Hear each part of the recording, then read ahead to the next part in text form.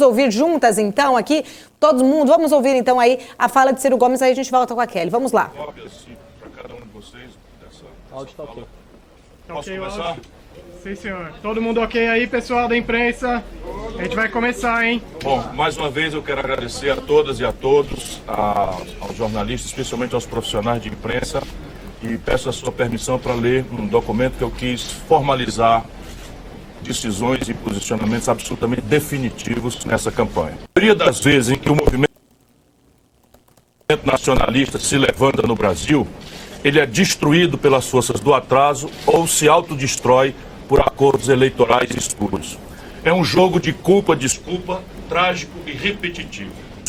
Para esconder a culpa da renúncia covarde aos verdadeiros ideais de mudança, muitos se escondem na desculpa de que para governar é necessário uma aliança com as forças do atraso. E para eliminar na raiz a diversidade do embate democrático, tentam transformá-lo de forma artificial e prematura no embate de duas forças que utilizam falsos argumentos morais para se tornarem hegemônicos. Aqueles que ousam resistir, como é o meu caso, são vítimas das mais violentas campanhas de intimidação, mentiras e de operações de destruição de imagem. É o que está acontecendo agora, quando estou sendo vítima de uma gigantesca e virulenta campanha para a retirada da minha candidatura. Anotem e leiam os meus lábios. Nada deterá a minha disposição de seguir em frente a empunhar a bandeira do novo Projeto Nacional de Desenvolvimento e também a denunciar os corruptos, farsantes e demagogos que tentam ludibriar a fé popular com as suas falsas promessas.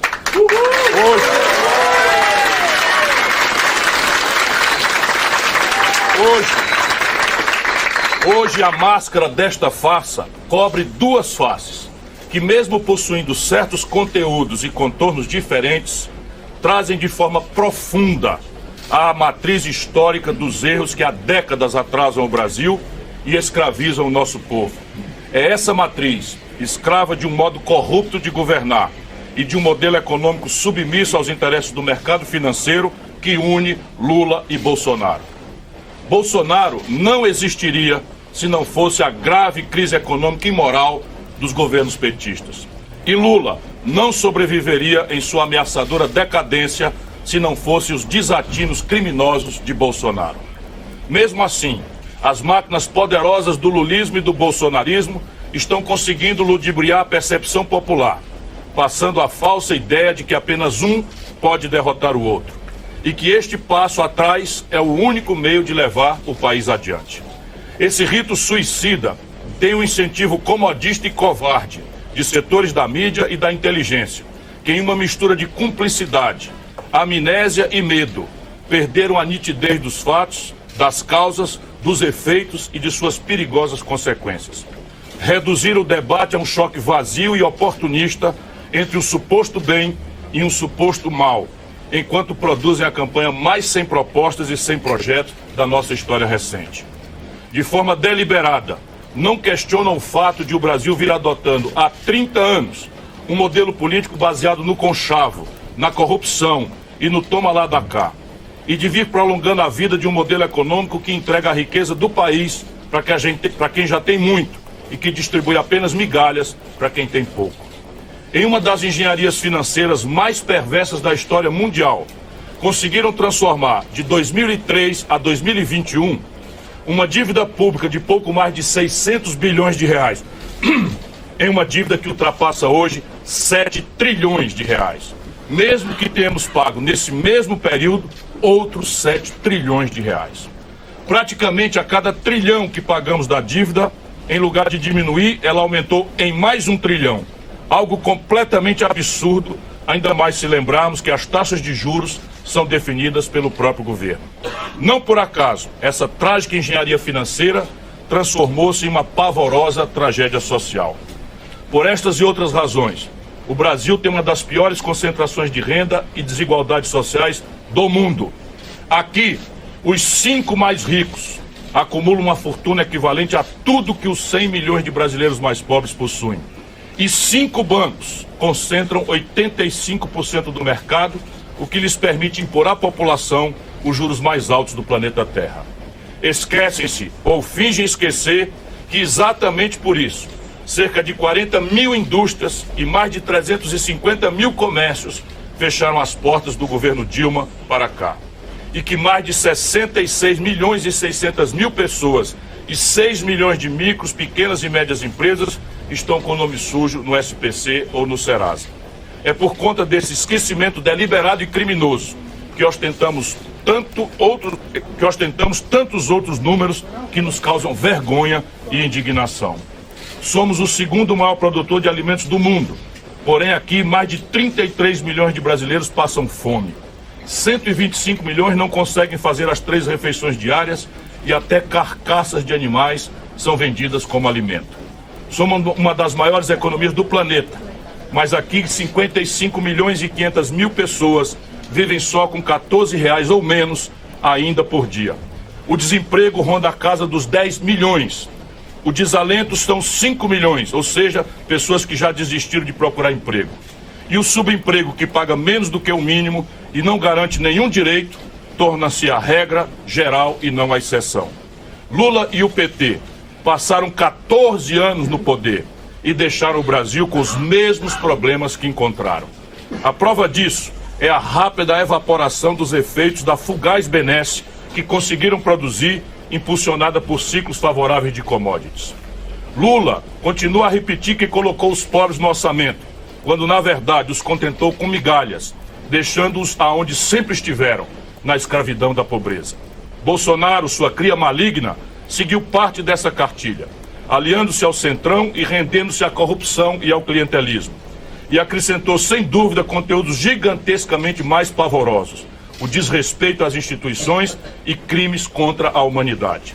Mas essas diferenças não conseguem os separar de todo. Ao contrário, conteúdos políticos e econômicos profundos mais os aproximam do que os separam. Por isso tudo, o Brasil está na iminência de sofrer a maior fraude eleitoral da nossa história.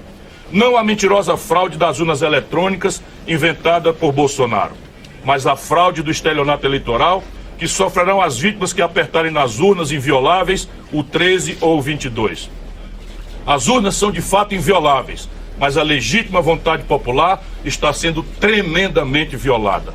Pois os que pensam que apertar o 13 elegerão Lula, mesmo que com seus defeitos, estarão na verdade elegendo os mesmos que saquearam o país nos últimos anos, com os quais Lula vergonhosamente de novo se aliou. Aqueles que pensam...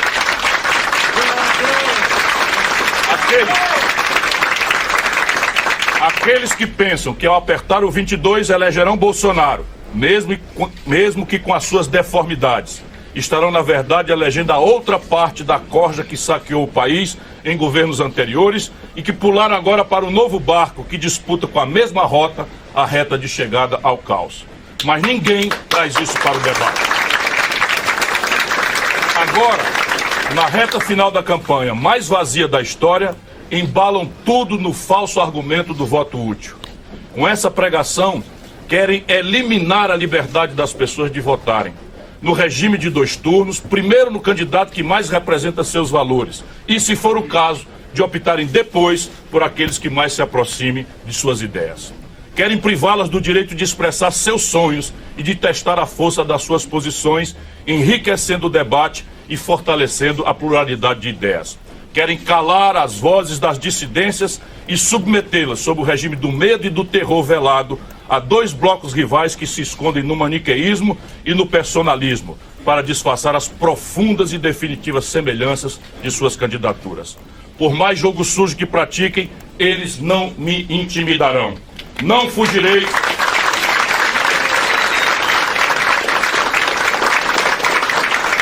Não fugirei do verdadeiro embate democrático e não compactuarei com essa farsa.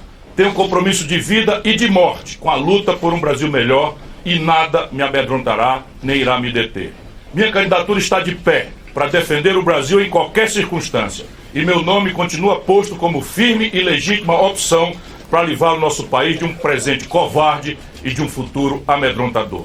Com rebeldia e esperança, ainda podemos juntos salvar a nossa pátria. Levanta, Brasil!